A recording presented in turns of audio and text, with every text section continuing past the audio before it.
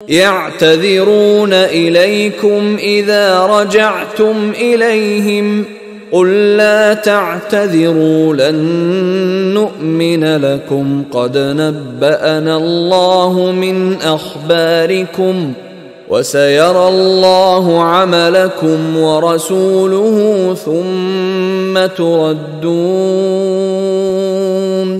ثم تردون إلى عالم الغيب والشهادة فينبئكم بما كنتم تعملون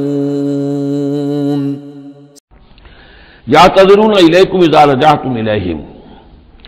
اب یعتذرون چونکہ یہ فعل مضارع ہے تو یہ بھی ہو سکتا ہے کہ کر رہے ہیں ترجمہ ہو کہ وہ اب بہانے بنا رہے ہیں یا عذر پیش کر رہے ہیں، اور یہ بھی کہ کریں گے. تو اس اعتبار سے یہ آیات یہ بھی ممکن ہے کہ اثناء سفر میں واپسی کا جو سفر ہے تبوک سے اس میں نازل ہوئی ہوں، اور یہاں پھر ہم مستقبل کے حوالے سے اس کا ترجمہ کریں گے. اور یہ بھی ہو سکتا ہے کہ مدینے واپس تشریف لانے کے بعد یہ آیات نازل ہوئی ہوں، تو اب حال میں اس کا ترجمہ ہوگا.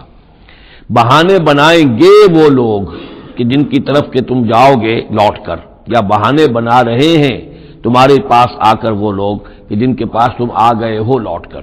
یہ دونوں ترجمے ممکن ہیں. قل لا تعتذروا، کہہ دیجئے یا کہہ دیجئے گا کہ اب بہانے مت بناؤ، کوئی عذر مت تراشو، کوئی لیم ایکسکیوزز پیش نہ کرو.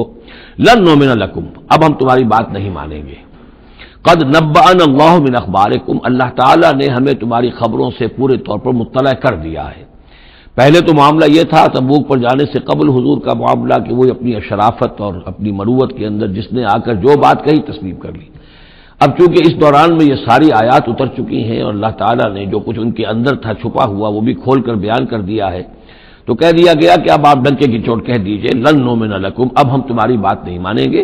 قد نبأنا اللہ من اخبارکم، اللہ تعالیٰ نے تمہاری اخبار پر، تمہاری خبروں پر، تمہاری کیفیات پر ہمیں مطلع کر دیا ہے. وَسَيَرَى اللَّهُ عَمَلَكُمْ وَرَسُولُهُ، اب عنقریب مستقبل میں اللہ تعالیٰ تمہارے عمل کو دیکھے گا اور اس کا رسول بھی دیکھیں گے صلی اللہ علیہ وسلم. یعنی آئندہ تمہارا کیا ایٹیچیوڈ رہتا ہے. ثُمَّ تُرَدُّونَ إِلَىٰ عَالِمِ الْغَيْبِ وَالشَّهَادَةِ، پھر تمہیں لوٹا دیا جائے گا اس ہستی کی طرف جو کھلے اور چھپے کی جاننے والی ہے. فَيُنَبِّئُكُم بِمَا كُنتُمْ تَعْمَلُونَ، تو پھر وہ تمہیں جتلا دے گا جو کچھ کہ تم کرتے رہے تھے.